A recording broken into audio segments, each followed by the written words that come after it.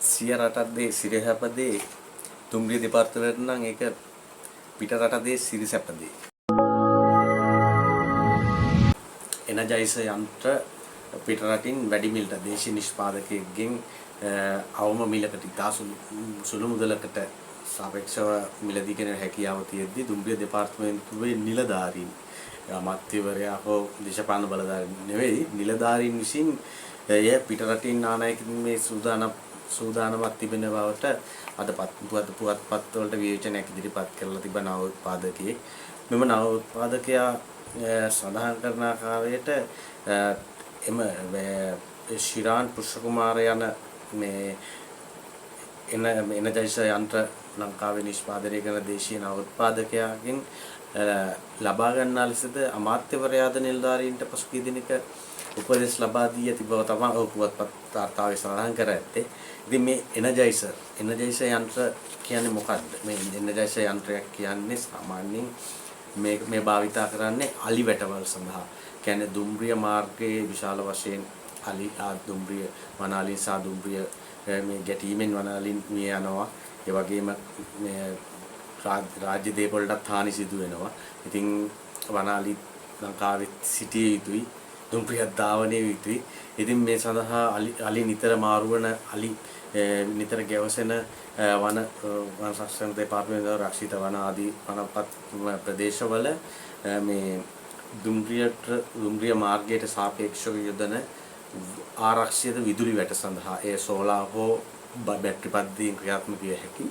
ඉතින් එම විදුලි පද්ධතිය සඳහා යොදා ගන්නා ස්වයංක්‍රීයව ක්‍රියාත්මක වෙන මේ යන්ත්‍රයක් තමයි මෙම එනර්ජයිසර් යන්ත්‍රය. මේ ස්වයංක්‍රීයව ඔන් වීම ඔෆ් වීම ඒ වගේ දේවල් සිදු වෙනවා. ඉතින් මේ නව උත්පාදකයා සඳහන් කරලා තියෙන්නේ ඉතින් තමන් දුම්රිය දෙපාර්තමේන්තුවට දන්වලා තියෙනවා රුපියල් 25000 30000 අතර මිලකට මේව මේ ඔහු නිෂ්පාදනය කර දේශීය යන්ත්‍රය ලබා දිය හැකි. මෙය කිලෝමීටර් 2ක් 25ක් අතර දුර ප්‍රමාණයකට එක් යන්ත්‍රයක් ක්‍රියා කරනවා. ඒ වගේම ස්වයංක්‍රීයව ක්‍රියා කරන බවටත් ඔහු කරුණු තහවුරු කරලා තියෙනවා. ඉතින් පසුගියදා නව උත්පාදකයන් තමයි සාකච්ඡාවකදී ඔබ අවසන් ආකාරයට ගරු අමාත්‍ය බිමල් රත්නායක මැතිතුමාද මේ දුම්රිය නිලධාරීන්ට උපදෙස් ලබා දීලා තියෙනවා. මේ නව නිෂ්පාදකයන් මේ ලබා ගැනීමට කටයුතු සලකා බලන ලෙස. ඉතින් නව උත්පාදකයා සඳහන් වන්නේ ඒත් ඔහුට මේ වෙනතුරුත් මේ සම්බන්ධව කාලයක් ගත වෙලා තිබුණත් කිසිම දෙයක් මේ දුම්රිය දෙපාර්තමේන්තුවෙන් මේ සම්බන්ධව සම්බන්ධීකරණයක් සිදු වෙලා නැති බවට.